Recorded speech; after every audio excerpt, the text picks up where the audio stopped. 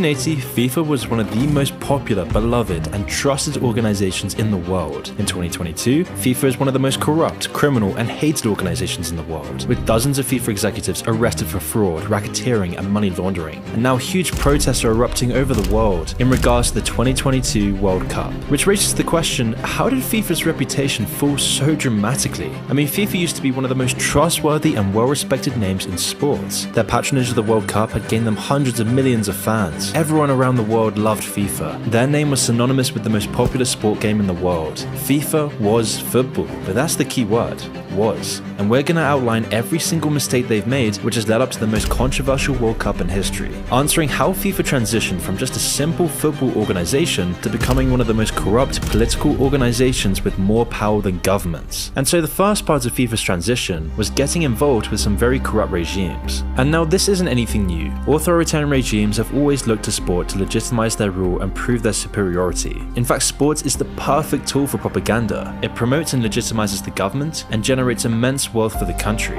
And the first sign of this with FIFA was in 1978. You see, only 2 years prior to this World Cup, the democratically elected government of Argentina was overthrown by the military, ushering in the new national reorganization process, or in other words, a fascist dictatorship. And the Argentine dictator Videla was keen to use the World Cup to whitewash his crimes against humanity and gain popular support. And so by using the World Cup, this legitimized his government. It brought in millions to his country and strengthened his regime. And FIFA was seen to be an instrumental piece of his propaganda, with this World Cup becoming the first crack in FIFA's reputation. But to be fair, at the time this wasn't all that bad for FIFA. The outrage and impact of this was fairly minimal, because back then FIFA's reputation was just so strong. People would excuse FIFA because it was one of the biggest catalysts behind the growth of football. And FIFA wasn't just growing this reputation from the World Cup alone. In fact, the World Cup was only one part of what made FIFA so famous. Starting over 100 years ago, FIFA had slowly spread the good word of football across the globe, and as football got more and more successful, so did FIFA. Over time, their name became synonymous with the sport. Anything and everything to do with football, you could be assured that FIFA had their hand in it. One of the biggest video games in the world was quite simply called FIFA, and so for decades and decades, FIFA had gained the same respect and love that people held for the game itself. By bringing football to the world, FIFA had introduced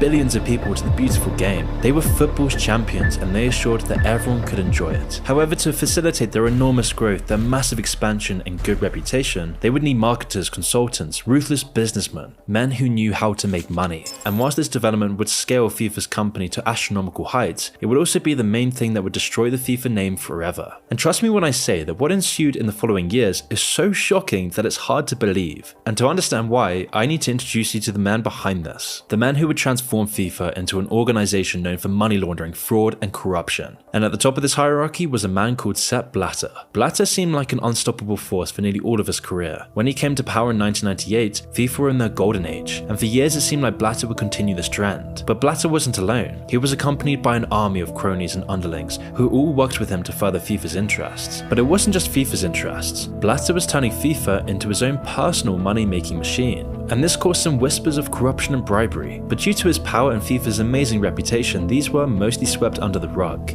But like almost all rumors, there's always a reason for their origin. And this became apparent in 2006, when FIFA's secure hold on their reputation started to slip. You see, investigative journalist Andrew Jennings released his book Foul: The Secret World of FIFA, Bribes, Vote Rigging, and Ticket Scandals. And as you can guess, this went into all sorts of dirty deals and corruption within FIFA's power structure. This was then followed by a special broadcast from the BBC, which covered similar allegations. Among other things, it revealed that Blatter was being investigated for a secret deal to repay more than £1 million worth of bribes pocketed by other football officials. And as the controversy gained steam, FIFA was suddenly on thin ice. But then something strange happened. What had been a roaring torrent of leaked crimes and allegations suddenly slowed to a trickle. It seemed like all these rumors were just rumors. FIFA wasn't genuinely corrupt. People didn't take these things seriously. The money laundering, the corruption, all of these things didn't matter to the public. And it seemed like Sepp Blatter and his cronies escaped unscathed. FIFA's reputation was still stronger than ever. To the public, it just seemed like a few rotten apples spoiling the bunch, and so FIFA continued as normal. The FIFA game was exploding, the World Cup was more popular than ever, and FIFA was demanding respect from nearly every single world leader. In fact, FIFA had accrued more member nations than the UN by this point, and they alone decided across the world who would host the next World Cup. And as FIFA became more and more powerful, the leaders of FIFA started to realize how much leverage they truly had. These shadowy men, these businessmen, had made FIFA unstoppable, and everything seemed to be going to plan. But these men wanted more than just FIFA's success. They wanted power for themselves. And now we've already talked about the massive effects the World Cup can have on propaganda and public opinion, but it also served as an incredibly lucrative revenue stream for whoever had it. It really shouldn't be understated the sheer amount of tourism the World Cup generates. I mean, this is why countries bid for the FIFA World Cup, because the amount of tourism alone easily offsets the cost of hosting it. And let's not forget that hosting the World Cup more often than not allows the host country to win, again bolstering up the host country's reputation. So by this point, FIFA undoubtedly held massive amounts of power over countries. And because of their strong reputation they'd built up over 100 years, you would expect that FIFA would use its position of power respectfully and properly. So FIFA held massive amounts of power over the world. The political games from a World Cup were immense, and almost every country were throwing their hats in the ring. The UK, Japan, the USA, South Korea, the list just goes on. All the world leaders would be actively involved in voting for the next host country. And in 2010, FIFA was looking absolutely rock solid.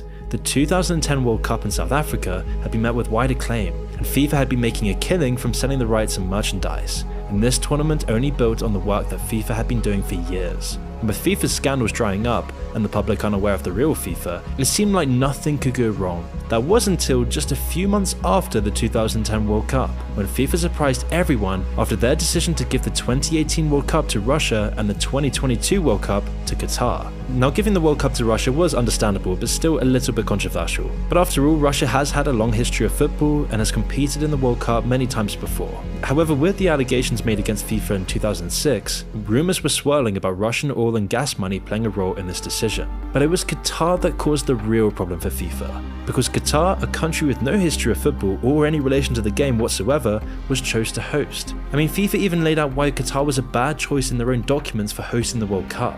They couldn't find a single strong reason why they should host the cup, but suspiciously FIFA voted in the majority to pick them, despite the massive problems involved, with the most obvious problem being the climate. Qatar, as a Middle Eastern country, is generally hot and dry, and in the summer, Qatar's temperatures often rise above 75 degrees or 115 Fahrenheit. And considering how physical and demanding football is at the professional level, there was just no way the cup was going to be held in summer, so the choice necessitated a winter tournament. But that had problems as well. Firstly, it pushed out all the other tournaments, both international ones and regional leagues, whilst also breaking the nearly 100-year-old tradition being the first World Cup to ever be held in winter. And this is just the first part of why Qatar was such a ridiculous choice. And so everyone was questioning why Qatar got the World Cup, and eventually the truth came out: corruption. But at the time, no one could really prove anything, so critics were reduced to guesswork. There was all rumours, but no actual hard proof. That was until 1 year later, when a whistleblower came forward with information that threatened to collapse FIFA's rotten empire. The whistleblower, a member of Qatar's bid team for the World Cup, claimed that two powerful men on the FIFA Executive Committee had taken bribes totaling $1.5 million from Qatar. The deal had been that for this money, they would vote for Qatar to win the bid. As simple as that. The allegations seemed credible and the public outrage was growing, with renewed cries to reverse the 2022 decision. But surprisingly, just 2 months later, the whistleblower took back all the claims she had made, completely randomly. And by doing this, the whole controversy muddied the water, and it made it so much harder to tell what was going on. And because of this, it was mostly swept under the rug again. Although 3 years later, and the same whistleblower revealed that she had been coerced and threatened by Qatar to renounce the allegations. But by then, it was too late, and FIFA got to conceal their shady deals, at least for a time. Although these constant scandals and their reputation were starting to take a toll, as people would begin to wake up to the true hideous nature of the Qatar World Cup. You see, Qatar was also unsuited as a host because they didn't have any suitable stadiums whatsoever. Instead, they had to build them all from scratch, and this was an incredibly costly project. In fact, it's estimated that the 2022 World Cup will cost Qatar over $220 billion, an astronomical figure, especially in contrast with other World Cups. I mean, in 2010, South Africa's World Cup only cost $3.6 billion. Meaning that Qatar has spent over 60 times what South Africa did. But it wasn't just the stadiums. Qatar isn't even a footballing nation. They've never qualified to the World Cup before. And as you'll find out, Qatar's solution to this problem would eventually be deadly. But at the time, people were still excusing FIFA, as there'd never been a World Cup in the Middle East before. And so maybe it was this notion that swayed FIFA's decision, or maybe it was something else. So far, the corrupt allegations weren't concrete enough to make a full case against FIFA. Lots of it could be argued away or ignored to an extent. That was until 2012, when the veil of FIFA would be pulled back. In 2012, the US Attorney Michael Garcia was hired to develop a report on the numerous allegations of bribery and corruption surrounding the Qatar choice. Garcia spent 2 years hearing allegations and building a case against FIFA, and the contents of his report would have brought FIFA to its knees.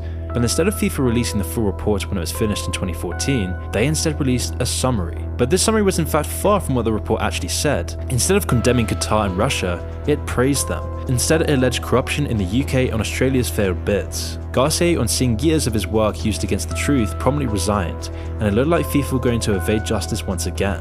But by now, everyone knew the report had been doctored, and FIFA's reputation had sunk even lower. At this point, everyone knew that FIFA were corrupt. But despite all of the corruption, the 2022 World Cup still went ahead. All that needed to happen was for Qatar to build the stadiums and open their gates to the world. They needed to put their $220 billion to work, and as they had no football infrastructure, it was time to build from scratch. And this would irreversibly damage FIFA's reputation. Because you see, to build these stadiums and to do all these menial tasks, Qatar needed a lot of workers. And to source this, they used immigrants, enticing them with promises of good money and a steady job. Qatar brought millions of people to their country. But when they got to Qatar, their passports were confiscated and they were forced to work in awful conditions for little to no pay. And in total, 6,500 migrant workers have died building Qatar stadiums and infrastructure. All of this happened because of FIFA's corruption. And this would be the catalyst for FIFA's demise. Because by 2015, FIFA's house of cards finally began to fall. All of this happened because of FIFA's corruption, and this would be the catalyst for FIFA's demise, because by 2015, FIFA's house of cards finally began to fall. And on May 27, 2015, it finally happened. The US Department of Justice released a 164-page criminal investigation, which included counts of bribery, fraud, and money laundering. The defendants were 7 top FIFA executives and 7 other officials. And so FIFA's executives were all promptly arrested at FIFA's headquarters by Swiss police. More indictments and arrests followed, with 2 former FIFA vice presidents among them. And what the investigation revealed was shocking. It detailed concrete evidence and allegations that the 7 executives had been involved in giving and receiving over $150 million of bribes. Over the course of decades, FIFA executives had lined their own pockets. These shadowy businessmen were being exposed, and what followed can only be described as a culling. In total, 11 FIFA officials eventually pleaded guilty, handing back tens of millions in fines. And Sepp Blatter, who had ironically won his re-election as FIFA president just a few days prior, was forced to step down and removed as president. And this had all happened under his watch. He was the one who wanted to expand FIFA to what it is today, and by doing so he had destroyed its reputation. But just like in so many other powerful organizations, his own personal power made him untouched by the charges. The only thing that actually happened to him was that he was forced to resign, and with him went nearly all of FIFA's top management. But no justice was served, because Sepp Blatter had control over countries. He was never going to face actual genuine criminal charges. But it wasn't over yet. Despite all the evidence that came to light in 2015, not much of it actually referred to the Qatar World Cup. We're talking about the most corrupt World Cup in FIFA history. Instead, it was all based around other scandals and bribes. It took until 4 years until people realized how truly corrupt the Qatar World Cup was. And that was in 2019, when former UEFA president Michael Platini was arrested by French police after a 2-year investigation into bribery in the Qatar World Cup bid. And the corruption went seriously deep, going deep into the French government, with the French president being actively involved. With leaks showing that the French government went into negotiations with Qatar officials, who were buying up key French assets like PSG during France's economic downturn, all in exchange for the French government to force FIFA to vote for Qatar. And a year later, in 2020, the public gained a little glimpse into how Qatar had actually played the system. Now, whilst the truth is still murky, according to leaked documents, the Qatari media company Al Jazeera offered FIFA $400 million for broadcasting rights to the 2022 World Cup, just weeks before the vote. But they also secretly promised an extra $100 million if Qatar won the vote as an extra incentive. Qatar's government added another $480 million to the deal, meaning FIFA stood to gain nearly $1 billion by voting for Qatar. And when you think this is bad enough, the flow of scandals coming out of FIFA hasn't even stopped. In 2021, Swiss banker Julius Baer admitted to laundering over $36 million in bribes gained from FIFA and other football officials. And unfortunately, there's no happy ending to this. And because of this, FIFA's reputation is devastated. Although having said this, there is absolutely no justice. FIFA still has a monopoly, and the guilty parties pay back only a portion of their ill-gotten gains. Nearly all of the perpetrators were spared jail time. In fact, the real criminal acts behind FIFA will never truly be known, and Qatar will continue to host the most controversial World Cup of all time. And despite the mountains of evidence pointing to vote fixing and corruption, it will all go ahead as planned, with FIFA once again using the World Cup as the perfect propaganda tool to promote the Qatari regime, with the only real loss in this whole debacle being FIFA's strong reputation. Because by now, almost everyone is aware of how truly corrupt FIFA has become in the last decade. It was the shadowy businessman who poisoned the organization from the inside out, causing FIFA to now just be a shell of what it once was, a corrupt puppet now used by its corrupt puppet masters.